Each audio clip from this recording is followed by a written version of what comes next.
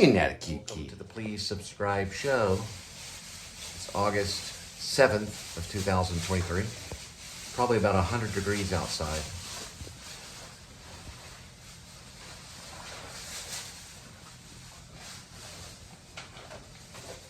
Someone's scurrying in the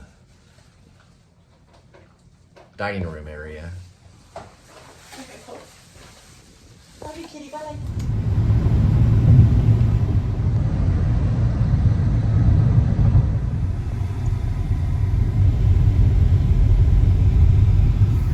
Temperature right now about 100.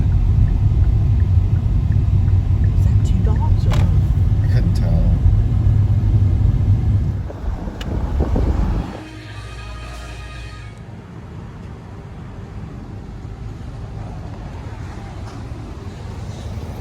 Well, threw on some drive-by truckers. Listening to them, they kind of got a Neil Young sound little times. Pretty good band. One of the drive-by trucker songs, they're talking about a ghost at the most. And I thought that was real interesting because I was reading about Tim Burton directing that Beetlejuice Part 2. Looking real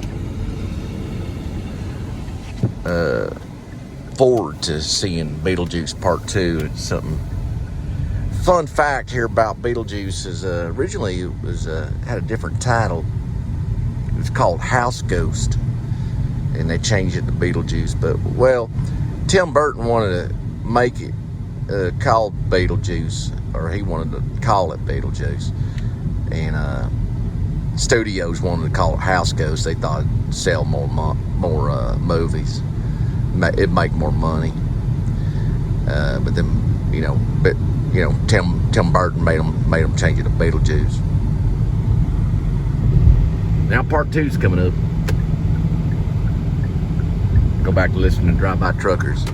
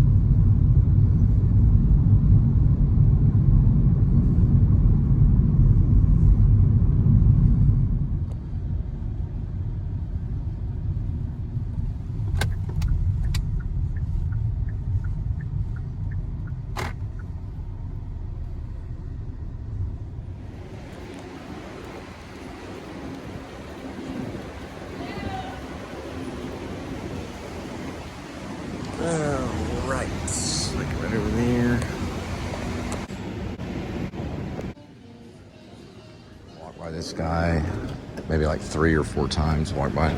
He said they're talking about governmental politics and freedom and all this kind of stuff, and the word Trump comes up, and it's funny because I just passed by 3 different times and I heard 3 different sections of the conversation. Of course, I didn't, record it because I wasn't actually recording at that time. It just sounded kind of funny. It's comical in a way. He's, well, think about freedom, and then blah, blah, blah, blah, blah, blah. Abraham Lincoln had a blah, blah, blah, blah, blah, blah, and all this other stuff. And there was sort of blah, blah, blah, blah, blah, this. And you know how they always talk, people are always talking about politics and freedom and all this stuff. It really has to do with predicament. All that stuff doesn't really even matter.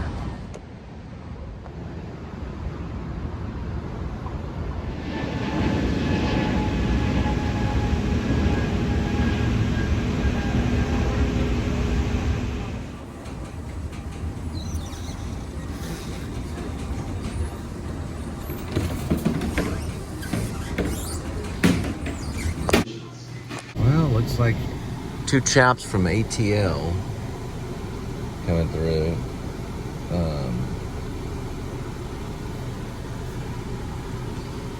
Probably would have, I'll talk about it later. Thinking of Brandon Fraser. Anyway, I'll tell you, anyway, it's a long story.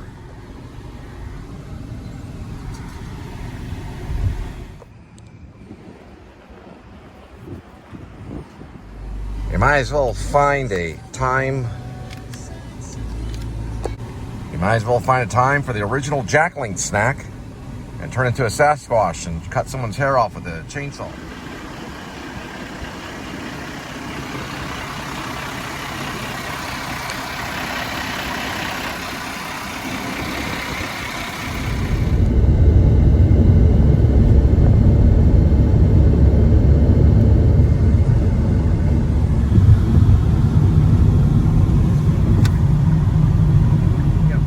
Over to Garland and come back towards Dallas and eventually DFW, but I always pay tribute to Mike Judge's Office Space with the characters Peter Gibbons and I have to look up the lady's name. I always forget her name. Jennifer Aniston played her. She's a cocktail waitress, and then I guess Peter Gibbons is like a office worker,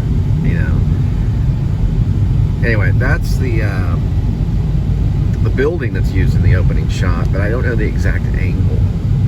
So I'm looking at, I think one time I did it through a rearview mirror, and but the idea is that he was trying to show traffic in the morning, and that's how the movie starts. He's trying to get to work, and he's stuck in traffic. And it's a long story that goes on. It's an incredible comedy. It's probably, I would say, maybe like my top 5 all-time comedies, with Raised in Arizona being number 1. I'm trying to think what would number 2 be, but Office Space is right there on the top 5. It's an incredible movie. It's just really funny how Mike Judge, his sense of humor and the way that his mind works, was really at play, when he was making the movie. It's kind of a personal piece for him, maybe even on tour. He's the same guy that did King of the Hill. But yeah, Office Space is very funny. The office workers hate this copy machine, the Xerox copy machine. They take it out to a field and beat it up with baseball bats, and this rap music's playing, non-diegetic, music, and it's pretty good little segment, comedy.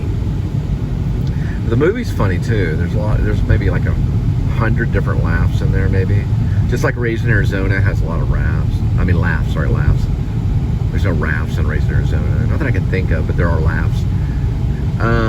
There's also, what's funny is another one I was thinking, and I forgot that quick. I was going to give you my top 5 all-time comedies, and Office Space was one of them. Oh, Planes, Trains, and Automobiles is another funny one. all-time laughs, you know, where you just one joke after the next joke after the next joke.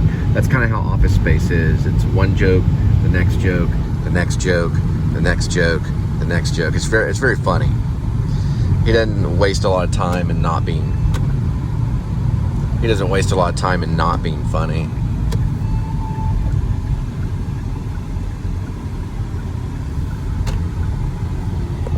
Meaning he uses his time wisely in being funny. Mike Judge does. I'm trying to think of a third funny movie besides Office Space. I know Raising Arizona is funny. Planes, Trains, and Automobiles is funny. Office Space is funny.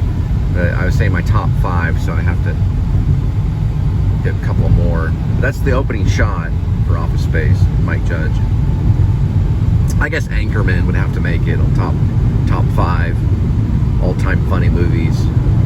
So we know we have Raising Arizona. We know we have Planes, Trains, and Automobiles. We know we have Anchorman. We know we have Office Space, which probably number 4 is Office Space for me. And I'm trying to think of maybe the 5th one, just Blazing Saddles. Just throw it out there. Mel Brooks, Blazing Saddles. This is Office Space building right there. That's the one that's in Mike Judge's movie.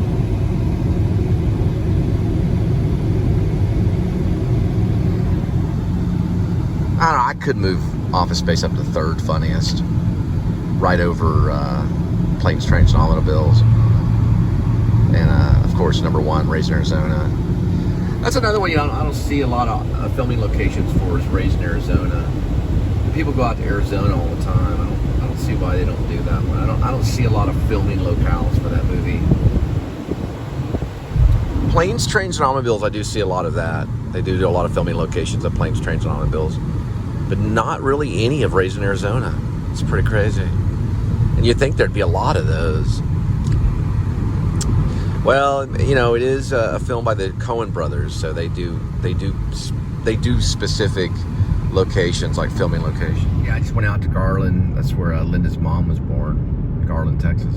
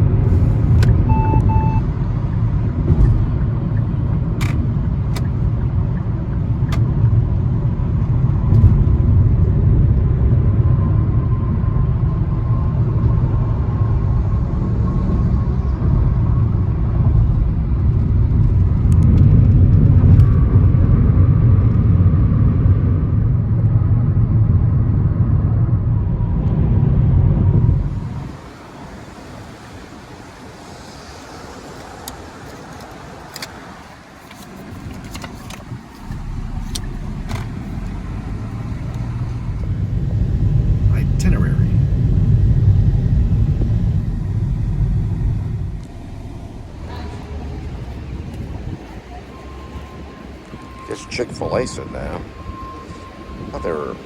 Nah, I'm not going to talk about it. All right.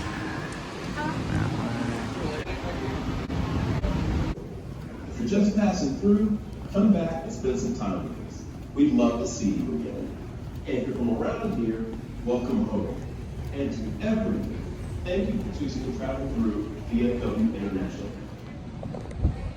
DFW International Airport.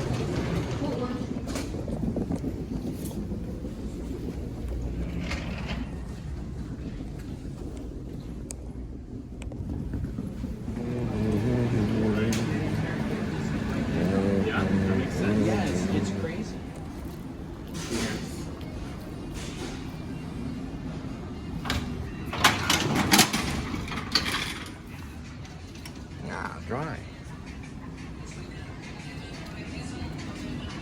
Yeah, they owe me a quarter. I'll have them send it through the mail.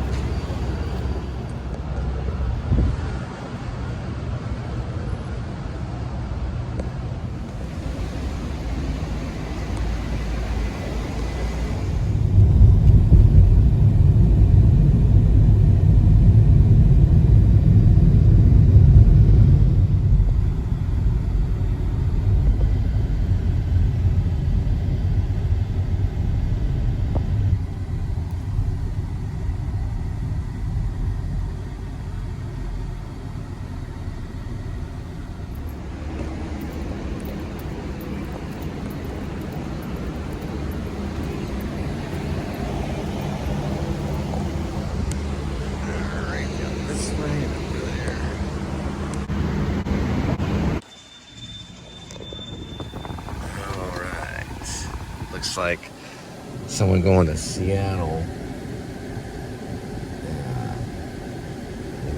Second.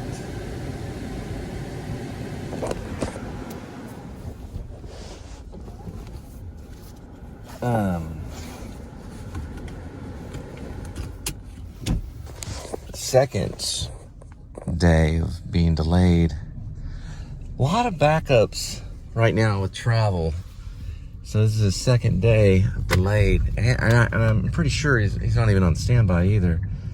So that, you know, he has to try again. Let me switch it off smart. I mean, sorry, I was on sport. Switch it back to smart. Yeah, so he's gonna have to do it maybe tomorrow and see what happens.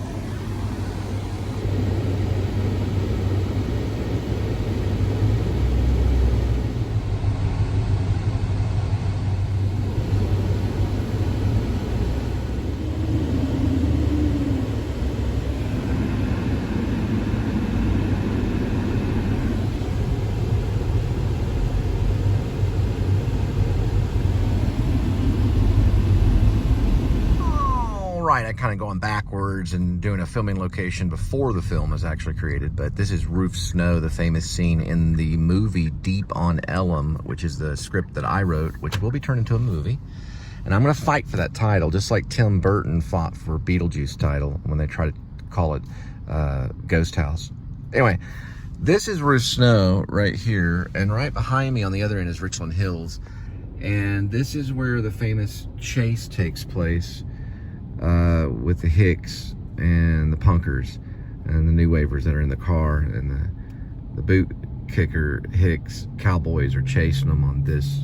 This goes all the way down to Whataburger, and that Whataburger is the same Whataburger. It's actually still the same Whataburger as the Whataburger that was used in the script. So, and this is Roof Snow. So when it is done, I'm doing a filming location of my own movie and pointing it to right here. This is Roof Snow, right in this area. Pretty cool. And the cop that arrested the meth heads that were actually in the car chasing us was way down that way on the other side of where Whataburger is. But Richland Hills High School is down that way, and the same Pep Boys is still here too. There's a Pep Boys over that way. But all those right there, all that would have to be digitized out. And the Chick-fil-A, all that. The Tippins restaurant was down there too. It's still something. And then on the other side of that is, down that way is Whataburger.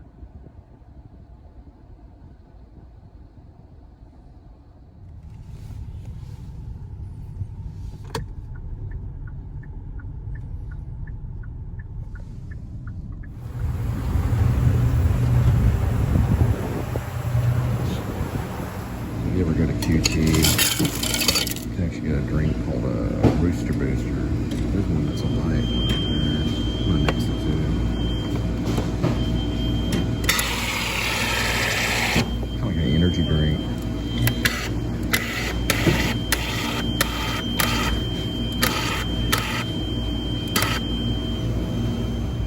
Not too bad. I went down a little bit, not a whole lot.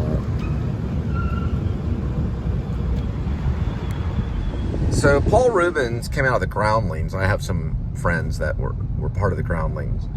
And he was actually LA, so he was a Los Angeles Groundling, comedy school. And my teacher, Marjorie Hayes, who worked with Jerzy Grotowski, used to hang out with Pee-wee a little bit. And he was developing Pee-wee Herman for over many years, doing stand-up comedy and working with the Groundlings. He also visited Cal Arts, which is a school out in California, and would show up as Pee-wee to school in class, developing the character. And it took many years, and finally he did stand-up and did very well in stand-up comedy, and decided to write a script which he titled Pee-wee's Big Adventure. Well, it was coming around mid-1980s or so, and they decided, Warner Brothers signed on with it. It was like a multi-million-dollar deal. It was a really big deal. And Pee-wee had the opportunity to choose his own director. And so he was turning down all these directors the studios would throw in front of him. He had about 100 names listed for directors. He wanted a certain director. And years went by, or not years, but a lot of time went by, and they started getting a deadline and said, okay, Pee-wee, you've got 1 week.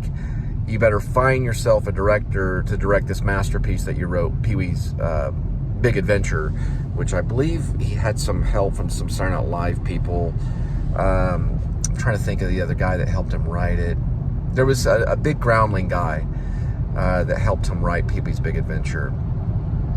I'll tell you who a little bit later. I think he was killed by his wife. Anyway, regardless, not Pee-wee, but I'm talking about the writer.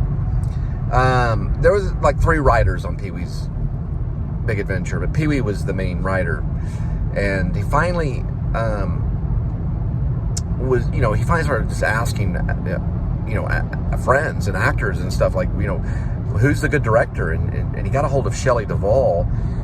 And Shelley Duvall, she now lives here in Texas. She left LA after an earthquake and got real scared and moved to Texas. She's been here for a while. She helped Grim Life Collective on a recent werewolf movie, but she's helped a lot of people. Shelley Duvall has helped a lot of people. And she goes, she told Pee-wee, Paul Rubens. She told Paul Rubens, she said, I know the director for you. I know the exact one. This guy's working on this thing called Frankenweenie and all this stuff. And she mentioned Tim Burton's name. And Tim Burton became the director of Pee-wee's Big Adventure, and it actually made Tim Burton's career. It launched Tim Burton into, the limelight, and everybody was, who's this Tim Burton guy? And Pee-wee really liked his art direction and really wanted something specific for Pee-wee's Big Adventure, which Tim Burton worked out. And he ended up using Tim Burton. I think there was a point to the story. I think that I remember the point to the story. I remember now. It took me a while to figure it out. The point to the story was that he was a big fan of Sylvester Stallone. So Sylvester Stallone wanted to do like Rocky himself. So he wanted to play Rocky. And that was kind of his whole struggle in finding the right director. So that was my point. So if you're in the industry, you'll understand the Sylvester Stallone story. Okay, and we'll get to that in a minute. It's kind of compared a little bit to the Danny DeVito story. And there's morals to each story, or there's like a theme or an idea. I guess an idea behind each story, like why you tell the story. So, okay, let's just give an example of Danny DeVito. So let's say you kind of are weird about your looks, or you don't want to go in the industry because you don't feel like you look like a movie star. Then you tell the Danny DeVito story. That was the one about how Danny DeVito finally was auditioning. They were looking for a short, bald guy that had a temper, and they're like, oh, they found Danny DeVito for Taxi. Okay, anyway, it's a long story. It's like finding your inner Danny DeVito, not worrying about what you look like, and then just doing it anyway. And that's Danny DeVito's story. Okay, now we're going to move over to the other story. The Sylvester Stallone story idea would be like if you're a movie star and you wanted to do your own movie, but you also wanted to star in it, but they had all these other movie stars they were going to choose, but you weren't going to sell the script that you wrote, your own personal script, because you wanted to do it. That's the Sylvester Stallone story. You didn't sell out and let some other, And I think what happens in that story is that the writer or the actor, because most of this story only works when the actor writes, like a screenplay, is so attached to his own screenplay. Let's look at this thing right here. I'm sorry, I'm telling the story. Sorry. When the writer is, the actor/writer is so attached to their screenplay that they will not sell it to anyone, and they won't let anyone do the role but themselves. They just get, they're like the casting director of their own, like, moral,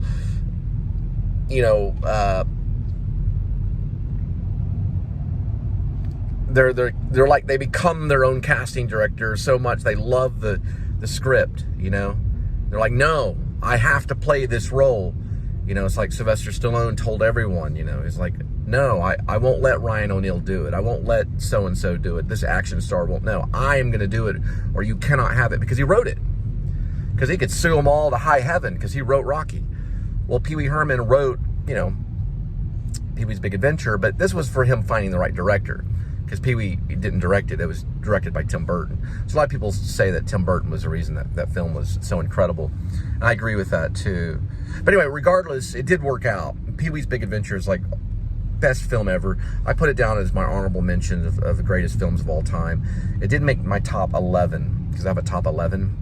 It's really what it is it's a top 10 list, but I made an 11 spot, and the 11 spot, there's like 4 or 5 that hold that spot. And Pee-wee's Big Adventure didn't make it to 11, but I considered it many times to be on the top 11. Noisy car. I considered it to be on the top 11, but it did make honorable mention. Tim Burton stuff. I have to go back and look. You know, actually, that's what I'm going to go do right now. I'm going to go back to my Facebook and update my top 11 films, and then underneath that is a long list of honorable mention films. I'm going to make sure that's in there. It may not be. It probably would be, though, because I've talked about Pee-wee's Big Adventure so much, especially when I was in college. I would always relate different things that would happen to me to Pee-wee's Big Adventure. I always knew that I was going to go on a big road trip to Hollywood. Always knew I was going to do that. So it's kind of one of those films that if you ever go on like a big long road trip, you want to watch Pee-wee's Big Adventure. And also, if you're a bike enthusiast, if you like bicycling and things like that, you would definitely really like Pee-wee's Big Adventure, because he absolutely, positively loves his bike. Got to check it out. Paul Rubens at his best, and Tim Burton too. I think it's Tim Burton's best film, and also Paul Rubens as well. I actually decided to listen to the soundtrack right now of Pee-wee Herman's Big Adventure. The soundtrack's amazing. It's all these classical, childlike, lifting songs. Really, really good. Yeah, the soundtrack alone to Pee-wee's Big Adventure is worth listening to. It's just the soundtrack. The movie's great. Great acting, just everybody. And Phil Hartman was actually one of the writers behind it, other than Pee-wee being, well, Paul Rubens being the writer, and then Tim Burton stepping in. It's just a wonderful little movie. I did add it to my honorable mentions up top, right there around Goodfellas. It made it right under Goodfellas on the honorable mention. So it's a good movie.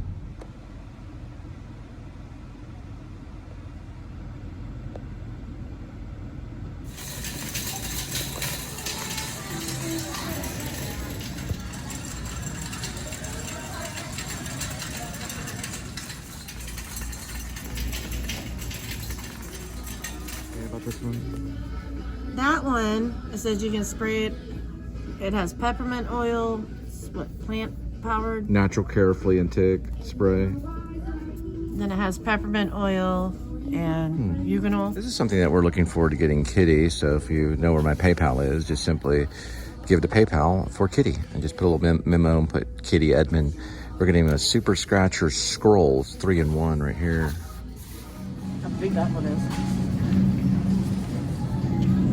That's enough.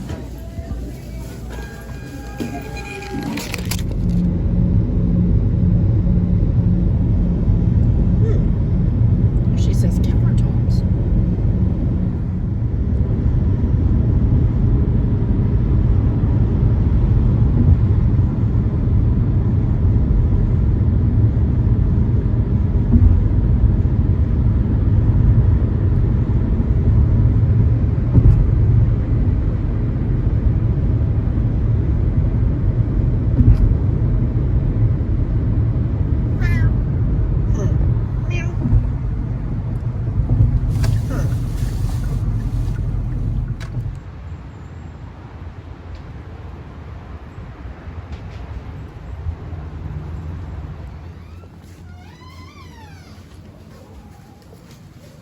Here he is. Hello. We missed you. Did you hear that, Kitty? We missed you. Look at that kitty. See his little paws right there. Kitty and the dog. So I'll be watching Garden of the Galaxies Volume 3, and one of my peers, Bradley Cooper, who was went to the same schools I went to at the New School University Actor Studio Drama School under the authority of James Lipton, plays a character named Rocket. Little raccoon right there. There's his voice in it. We'll be watching some of this tonight. Did you find it? Yes, I did. Hi. All right, so you use that to spray and kill the flea. It took about 2 seconds. The first one jumped off. We're not gonna spray. We're not gonna spray it on Kitty because he got his front line this morning. Flea in his ear. You see. There we go. Okay, kitty. Okay. You killed it? Yep, with the spray. Oh, that spray does work. Wow. Natural care, spray and tick.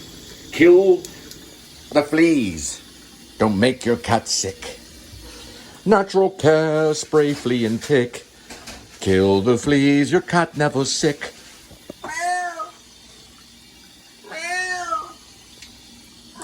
Meow. Move it. Natural care. Good for your cat. Okay, so I use about, I don't know, like 5 or 6 bananas, however many bananas you want. And I do put honey, so it's honey and banana. And then I add various sugar packets and sweetener, just, it can be however you want. The honey, I would do about maybe half a cup of honey or so. And then last, what I add is ice to make it more kind of like a crush kind of thing. So, probably gonna put this one over here. So we can take this, kind of crush these right here. Very simple, you just kind of drop these in. I do about 2 or 3 of them at a time. Put this little lid thing on here.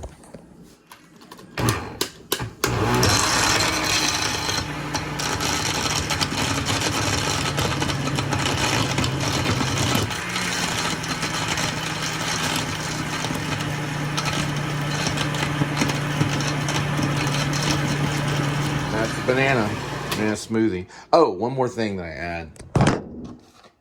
Just to let you know, this is a new one. I tried adding it last time, and it was an older yogurt, so I went out and got some newer yogurt. This is original vanilla, so this is legit yogurt.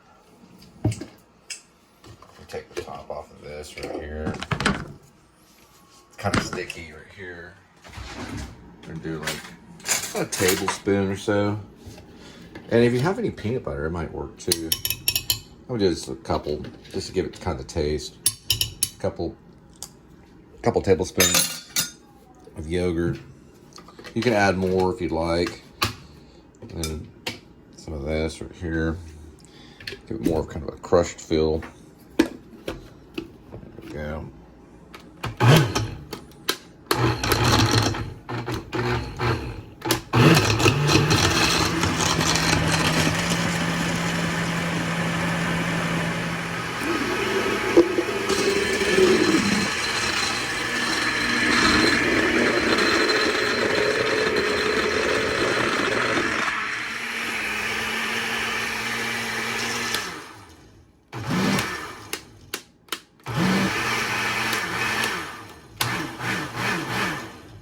All right, whip it up kind of good.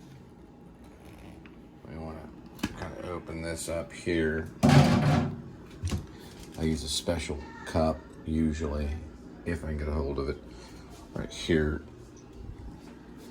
And I didn't show cutting up the bananas, but there's that right there. I'm gonna take this off here. And I put sugar packets in it. And yogurt probably is a really good, and some honey. And so it's a yogurt banana smoothie. It's pretty good, and that costs about 36 cents. Well, for the bananas. Well, I don't know how much the bananas would be. Oh, each banana would be. Oh, that would be, I don't know, 50 or 60 cents for the bananas, I guess, maybe, depending on where you get the bananas. And then you can get these for like $1.50 sometimes if it's reduced. So $2. You get those sugar packets anywhere really. So this costs about $2. $2 to $3. Pretty good. For tonight, for the Linda and Cole show, Linda will be making creamy Cajun Campbell's cooking sauces. And she'll be cooking right here. Right now she's making some chicken. So we're gonna mix up that chicken Have some creamy Cajun. A little fettuccine. And take some of this Alfredo. Let me get my red stapler. Okay.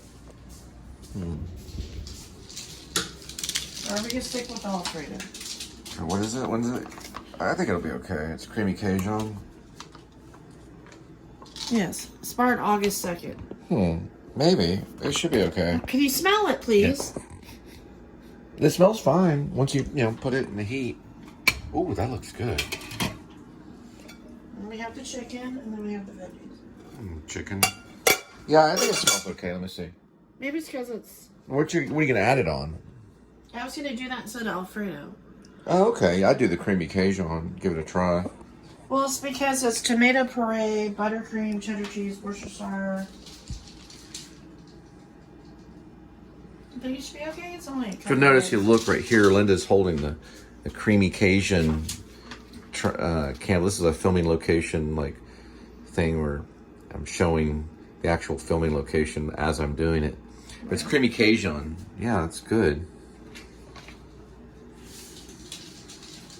It's only a few days. If you notice, that's Linda. You can tell it's Linda. She's kind of looking at it, and then you see that. Okay, you're just putting it in there. Yes. So then you put the chicken in there later. Correct. Okay. I need to stick it in there.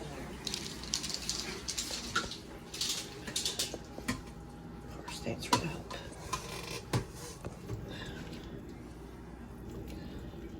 Got it.